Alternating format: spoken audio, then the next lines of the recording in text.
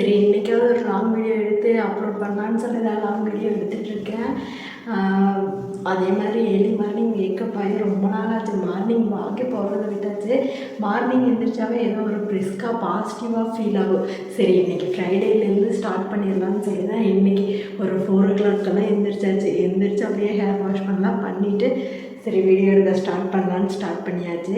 இன்றைக்கி ஃப்ரைடே நான் என்னென்ன ஒர்க்கெல்லாம் பண்ணுறேன்னு சொல்லி உங்கள் கூட ஷேர் பண்ணிக்கிறேன். அதான் வீடியோவை எடுத்திருக்கேன். வாங்க என்ன பண்ணலான்னு பார்க்கலாம்.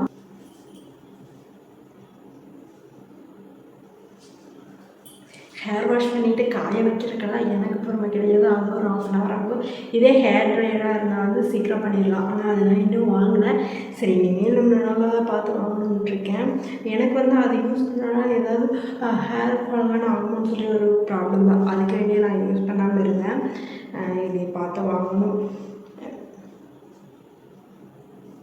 அவ்வளோதான், ஒரு கிளிப் போட்டாச்சு. இதுதான் என்னோடய ஹேர் ஸ்டைல். இனி அதுவாக நல்லா ட்ரை ஆகிற வரைக்கும் அப்படியே விட்டுருவேன். இனி எல்லா ஒர்க்கும் பார்க்கலாம். எப்போவுமே என்னோடய ஸ்கின்னுக்கு நான் சொன்னது தான் மாய்ஸ்சரைசர். எப்போவுமே ஃபேஸ் வாஷ் பண்ணிட்டு வந்து மாய்ஸ்சரைசர் யூஸ் பண்ணிடுவேன்.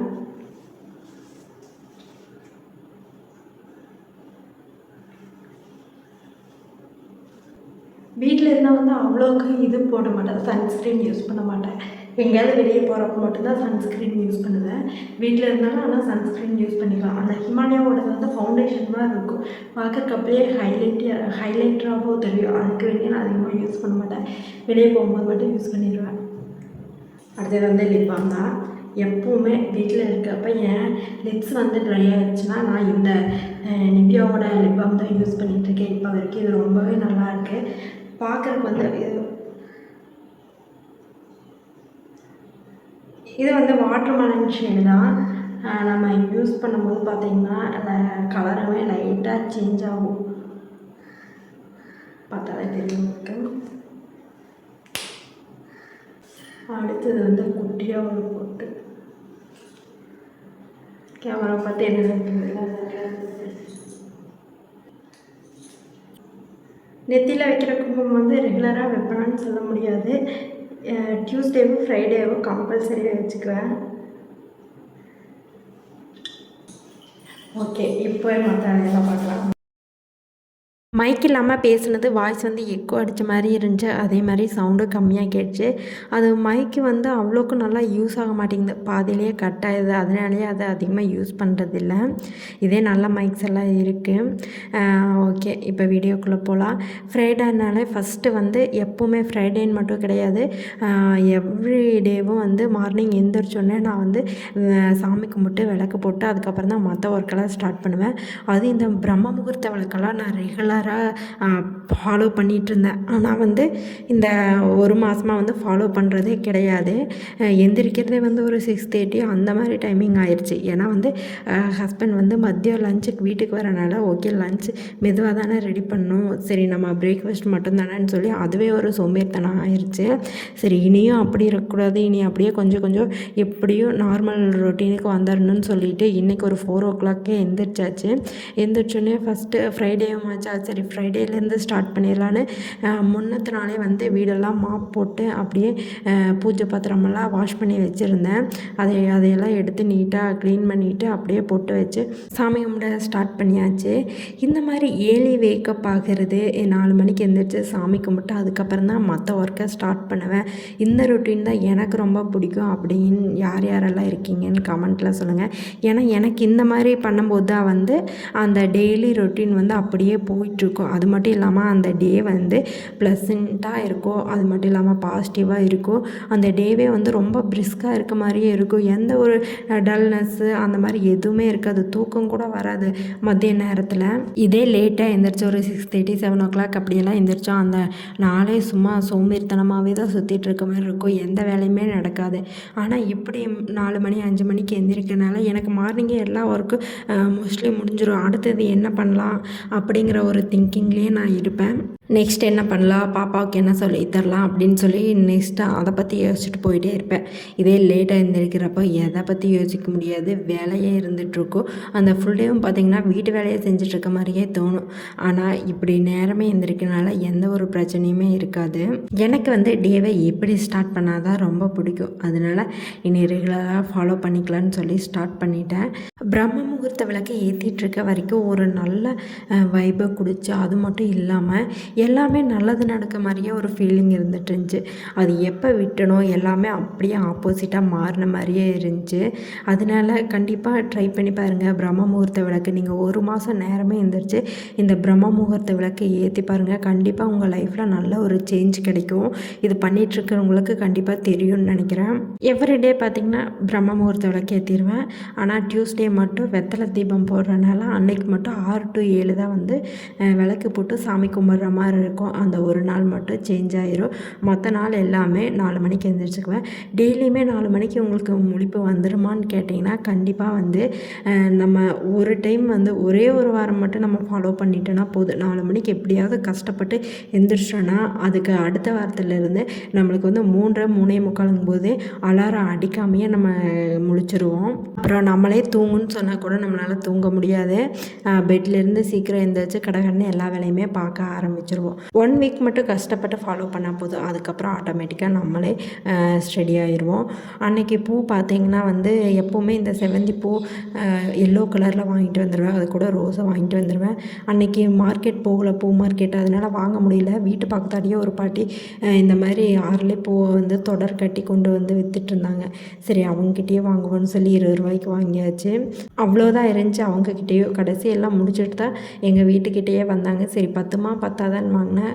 பரவாயில்ல, எல்லா சாமிக்கும் மேனேஜ் பண்ணுற மாதிரி தான் இருந்துச்சு. கடைசியாக வேல் விளக்குக்கு மட்டும் பத்தாமல் போயிடுச்சு. இந்த வீடியோவில் பார்த்திங்கன்னா ரொம்ப இன்ஃபர்மேஷன் கண்டென்ட் அந்த மாதிரியெல்லாம் எதுவுமே இருக்காது. நான் சும்மா ரிலாக்ஸிங்காக ஒரு வீடியோ போடலாம், வீடியோ போட்டே ரொம்ப நாள் ஆச்சு அப்படிங்கிறக்கு வேண்டி தான் இந்த வீடியோ எடுத்து போட்டிருந்தேன். உங்களுக்கு ஃப்ரீயான டைமில் இல்லை மைண்டை சேஞ்ச் பண்ணணும், ரிலாக்ஸ் பண்ணணும் அப்படின்னா மட்டும் இந்த வீடியோ பாருங்கள். கடைசி வரைக்கும் பார்த்துட்டு கண்டென்ட்டே ஒன்றும் இல்லை, நீ எல்லாம் எதுக்கு வீடியோ போடுறேன்னு திட்டிடாதீங்க. அப்புறம் பார்த்திங்கன்னா நம்ம செடியிலேயே ரோஸ் வந்து நிறையா பூத்துருந்துச்சு. இந்த வெங்காயத்தூள், அதுக்கப்புறம் முட்டை, இதையெல்லாம் வந்து செடி கீழே போட்டால் நிறையா பூ பூக்கும். அதே மாதிரி அன்னைக்கும் நிறைய பூத்துருந்துச்சு. இந்த செடி வச்சதுலேருந்து ஒரு டைம் ஃபுல்லாக பூத்து அதை எல்லாமே கட் பண்ணியாச்சு. மறுபடியும் இது 2வது டைம் தான். ஒரு 10-15 பூக்கிட்டேயே இது பூத்துருச்சு. நாங்கள் ஊருக்கு போன டைமில் தான் கொஞ்சம் மொக்கெல்லாம் அப்படியே வந்து காஞ்சிருச்சு. அதனால் இனி ஊருக்கு போனால் அதுக்கு ஏதாவது ரெடி பண்ணி விட்டுட்டு தான் போகணுன்னு நினைக்கிறேன். ஏன்னா ஊருக்கு போயிட்டு வந்து பார்க்கும்போது எல்லா செடியிலையுமே வந்து நல்லா காஞ்சிருது. அதுக்கு என்ன பண்ணுறதுன்னு எனக்கு தெரியல. ஆனால் எனக்கு வந்து கார்டனிங் ரொம்ப பிடிக்கும். செடி இல்லாமல் என்னால் இருக்க முடியாது. அதுக்கு வேண்டிய ஒரு 2-3 செடியாவது பிளேஸ் இல்லைன்னா கூட வச்சுருப்பேன். நான் வந்து ஏர்லி மார்னிங் எந்திரிச்சு உட்காந்து வாய்ஸ் ஓவர் கொடுத்துட்ருக்கனால தான் வாய்ஸ் இந்த மாதிரி இருக்குது. நான் எவ்வளோ தான் கம்மியாக இல்லை சவுண்டாக பேசினாலும் வாய்ஸ் வந்து கரகரன்னு தான் கேட்குது. அட்ஜஸ்ட் பண்ணிக்கிங்க. அதுக்கப்புறம் பார்த்திங்கன்னா 4 மணி 4:30 போது வெளியே கொஞ்சம் இருட்டாக இருக்கும். அதனால் உள்ளுக்குள்ளே எல்லா வேலையும் முடித்து வச்சுட்டு ஒரு 5:20 அந்த மாதிரி போய் பார்த்தோன்னா கொஞ்சம் வெளிச்சமாக இருக்க மாதிரி இருக்கும். ஒரு பயந்தான். அதுக்கு வேண்டி வந்து அதுக்கப்புறம் ஒரு 5:20க்கு மேலே போய் வந்து வெளியே வாசலெல்லாம் கூட்டி வாசல் தெளித்து கோலம் போட்டு வந்துட்டேன். அப்போது அவசரமாக தான் போடுவேன். ஏன்னா 5:30க்குள்ளே பிரம்ம முகூர்த்த விளக்கு ஏற்றணுமா, அதுக்கு வேண்டிய கொஞ்சம் சின்ன கோலமாக சீக்கிரமாக போடுற மாதிரி போட்டு வந்து 5:30க்குள்ளே வந்து பிரம்ம முகூர்த்த விளக்கு ஏற்றிடுவேன். அன்றைக்கி அதே மாதிரி தான் நடந்துச்சு. 5:30க்கும் போது பிரம்ம முகூர்த்த விளக்கு ஏற்றிட்டு அப்படியே மற்ற விளக்கெல்லாம் ஏற்றி சாமி கும்பிட்டுருந்தேன். ஃபஸ்ட்டெல்லாம் பார்த்திங்கன்னா ஏர்லி மார்னிங் எந்திரிக்கும் போது பாப்பாவை கூடவே எந்திரிச்சிருவாங்க அந்த ஃபீட் பண்ணிகிட்டு இருந்த டைம்லலாம். ஆனால் இப்போல்லாம் அப்படி கிடையாது. அவங்க எந்திரிச்சா நம்மளால் நிம்மதியாக திருப்தியாக சாமி கும்பிட முடியாது, கூடவே நின்றுட்டுருப்பாங்க. இருந்தாலுமே அவ்வளோக்கு இது இருக்காது. இருந்தாலும் நம்மளுக்கு அவ்வளோ கவனிக்கணுங்கிற ஒரு ஃபீலிங்ஸ் இருந்துகிட்டே இருக்கும். இப்போல்லாம் பார்த்திங்கன்னா ஒரு 6:30 7 o'clock எந்திரிக்கிறதுனால எனக்கு வந்து அவ்வளோக்கு எந்த பிரச்சனையும் இல்லை. குயிக்காக சாமியெல்லாம் கும்பிட்டு முடிச்சாச்சு. நான் வந்து ரெகுலராகவே ஓம் சரவணப 108 டைம் 48 டைம் இப்படி எழுதிட்டு இருந்தேன். மார்னிங் எந்திரிச்சோன்னே நான் எழுதி முடிச்சிடுவேன். ஆனால் வந்து இந்த பூஜை பண்ணாத டைமு, இந்த இயர்லி மார்னிங் வேக்கப் ஆகாத டைம்லாம் என்னால் எழுத முடியல. அதனால் மறுபடியும் திருப்பி ஸ்டார்ட் பண்ணிக்கலாம்னு சொல்லி உங்களால் முடிஞ்சது எழுதலாம். 48 டைம் எழுதலாம், இல்லை 108 டைம் எழுதலாம். நான் இன்றைக்கி வந்து 48 டைம் தான் எழுத போகிறேன்.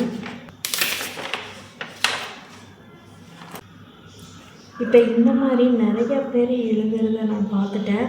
ஆனால் இது ஒரு நம்பிக்கையை கொடுக்குது, நம்மளுக்கே ஒரு மன நினைவாக இருக்குது. இப்போ எழுதும்போது 108 டைம் எழுதும்போதோ இல்லை 48 டைம் எழுதும்போதோ நம்ம வாயில் சொல்லிகிட்டே எழுதலாம். நான் வந்து இதை வந்து ரீசெண்டாக தான் ஃபாலோ பண்ணேன். உண்மையாகவே அவ்வளோ பெனிஃபிட்டாக இருக்குது. கண்டிப்பாக ட்ரை பண்ணி பாருங்கள். உங்களால் 108 டைம் முடியலைன்னா கூட ஒரு 48 டைம் டெய்லி உங்களுக்கு மார்னிங் தான் எழுதணும்னு கிடையாது. எனக்கு மார்னிங் தான் டைம் இருக்குது, அதனால் நான் மார்னிங் எழுதுகிறேன். உங்களுக்கு ஈவினிங் டைம் இருந்தால் சரி, அந்த டைமில் எழுதி பாருங்கள். இல்லை ஆஃப்டர்நூன் தான் எனக்கு டைம் இருக்குது அப்படின்னா சரி, ஒரு 48 டைம் ஒரு 5 நிமிஷம் தான் ஆகும். இதை மட்டும் எழுதி ஒரு 48 டைம் எழுதுகிறப்பவே வாயில் சொல்லி முடியுங்க. கண்டிப்பாக முருகர் உங்களுக்கு பெரிய ஒரு மாற்றத்தை கொண்டு வந்து தருவார். நான் முருகரை முழுசாக நம்பி நான் எழுதிட்டுருக்கேன். கண்டிப்பாக நிச்சயம் ஒரு மாற்றம் நடக்கும்னு நான் நம்புகிறேன். ஒரு சிலர் நினைக்கலாம், இவ்வளோ தூரம் சாமி கும்பிடணுமா, இவ்வளோ தூரம் எழுதணுமா, இதெல்லாம் என்ன, ஒரு நாளைக்கு ஒரு டைம் சாமி கும்பிட்டா பத்தாதா அப்படின்னலாம் நினைக்கிறவங்க இருக்கலாம். ஆனால் ஒவ்வொருத்தங்க ஒவ்வொரு மாதிரி இருப்பாங்கள்ல, ஒவ்வொருத்தங்களுக்கு ஒவ்வொரு நம்பிக்கை. அதே மாதிரி தாங்க எனக்கு வந்து இப்படி பண்ணுறது என்னோடய மனசு திருப்தியாக இருக்குது. எல்லா சாமியெல்லாம் கும்பிட்டு முடிச்சுட்டு ஓம் சரவண பவ எழுதி முடிச்சுட்டு போய் மீ டைம்னு ஒன்று கிடைக்குமில்லங்க, நிம்மதியாக டீ போட்டு குடிக்கலாம் தனியாக உட்காந்து அப்படின்னு. அது கடைசி வரைக்கும் நம்மளுக்கு அப்பாடா இன்னும் யாருமே நம்ம டிஸ்டர்ப் பண்ணல அப்படின்னு நினச்சி ஒரு காஃபியை போடுவோம். கரெக்டாக பார்த்திங்கன்னா காஃபி எல்லாம் போட்டு முடிச்சு டம்ளரில் ஊற்றி அதை ரெடி பண்ணுறக்குள்ளே மேடம் எந்திரிச்சிட்டு வந்துட்டாங்க. அதுக்கு வேண்டிய அவங்களுக்கு பாலாத்தி தரணுங்கிறதுக்கு வேண்டிய அவசரமாக ஒரு 2 செகண்டில் காஃபியை குடிச்சிட்டு எந்திரிக்க வேண்டியதாக இருந்துச்சு. இந்த போராட்டம் இன்னும் எத்தனை நாளைக்குன்னு தெரியல. மேபி அவங்க ஸ்கூல் போனால் நம்மளுக்கு கொஞ்சம் நம்மளோட மீ டைம்ங்கிறது கிடைக்கும்னு நினைக்கிறேன். பார்க்கலாம். அதுக்கப்புறம் எல்லா ஒர்க்கையும் முடிச்சுட்டு ஒரு மணி நேரம் அப்படியே பாப்பா கூட எல்லாம் விளையாடிட்டு மறுபடியும் அவங்க போய் தூங்கிட்டாங்க. அதுக்கப்புறம் வந்து தான் நான் வந்து பிரேக்ஃபாஸ்ட்டு லஞ்ச் எல்லாமே செய்ய ஆரம்பித்தேன். இன்றைக்கி வந்து பிரேக்ஃபாஸ்ட்டுக்கும் லஞ்சுக்கும் ஒரே சாதம் பண்ணுற மாதிரி தான் இருந்துச்சு. பிரேக்ஃபாஸ்ட் தனியாக லஞ்ச் தனியாக பண்ணுற மாதிரி கிடையாது. ஏன்னா இன்றைக்கி மெனு வந்து என் ஹஸ்பண்டோட தான். அவர் மார்னிங்கே சொல்லிட்டார், சாதம் வச்சு ரசம் அப்புறம் சாம்பார் இந்த மாதிரி பொரியல் வேணும்னு சொல்லிட்டு. அதனால அதுதான் ரெடி பண்ணியிருந்தேன். எப்போவுமே வந்து இப்படி இருக்காது. பிரேக்ஃபாஸ்ட்டுக்கு ஏதாவது சிம்பிளாக தோசை சப்பாத்தி இந்த மாதிரி செஞ்சுட்டு மதியம் தான் லஞ்சு வந்து சாதம் சாம்பார் இந்த மாதிரி சாப்பிட்ற மாதிரி இருக்கும். இன்றைக்கி ஏன்னு தெரியல, அவர் வீட்டில் இருந்தார். திடீர்னு கேட்டார், சரின்னு சொல்லி நம்மளுக்கும் ஒரே வேலையாக போகும்னு சொல்லி அப்படியே ரெடி பண்ணிட்டேன். இது ரெடி பண்ணி முடிக்கவே ஒரு 10 மணிக்கிட்ட ஆயிடுச்சு. நல்ல வேளை பாப்பா தூங்கிட்டாங்க. பால் கொடுத்து தூங்க வச்சனால அவங்களுக்கு வந்து அவ்வளோவோ பசிக்கல. இன்றைக்கி வந்து பிரேக்ஃபாஸ்ட் லஞ்ச் என்னென்னா சாதம் ஒயிட் ரைஸ் வந்து கொஞ்சம் எக்ஸ்ட்ராவே வச்சுட்டேன் மதியத்துக்கு வேண்டி. அது கூட வந்து முருங்கைக்காய் கத்திரிக்காய் அதுக்கப்புறம் மாங்காய் இதெல்லாம் போட்டு சாம்பார் பருப்பு ரசம் தட்டைப்பயிறு இருக்குல்ல அதோட காய் பொரியல் இதை வந்து அன்னைக்கு லஞ்சுக்கு ரெடி பண்ணியிருந்தேன். எங்கள் வீட்டில் பார்த்திங்கன்னா எப்போ எது இருக்கோ இல்லையோ ரசம் சாம்பார் கண்டிப்பாக வேணும். மதியம் பொரியல் இருக்குது. பொரியல் இல்லைன்னா கூட ஒவ்வொரு டைம் அட்ஜஸ்ட் பண்ணிக்குவாங்க. ஆனால் வந்து ரசம் சாம்பார் இல்லாமல் இருக்க முடியாது. அதுக்கு வேண்டிய வெரைட்டி ரைஸ் வந்து வாரத்தில் ஒரு நாள் 2 நாள் ஓகே, ஆனால் டெய்லியும் ஓகேவான்னு கேட்டால் இல்லைன்னு தான் சொல்லுவேன். அதுக்கப்புறம் ஒரு 10 மணிங்கும் போது சாப்பாடெல்லாம் ரெடி ஆகிடுச்சு. அப்போ தான் எல்லாருமே உட்காந்து சாப்பிட்டு அதுக்கப்புறம் கொஞ்சம் வெளியே போக வேண்டிய வேலை இருந்துச்சு. வெளியே கிளம்பிட்டோம். அப்படியே அன்னைக்கிட்டே பார்த்திங்கன்னா இப்படி தான் போச்சு. பெருசாலாம் எது கிடையாது. அன்னைக்கிட்டே கொஞ்சம் எக்ஸ்ட்ரா வேலை இருந்தங்காட்டி மதியம் கொஞ்சம் தூங்கி எழுந்திரிச்சிட்டேன். எப்போவுமே மதியம் தூங்க மாட்டேன்.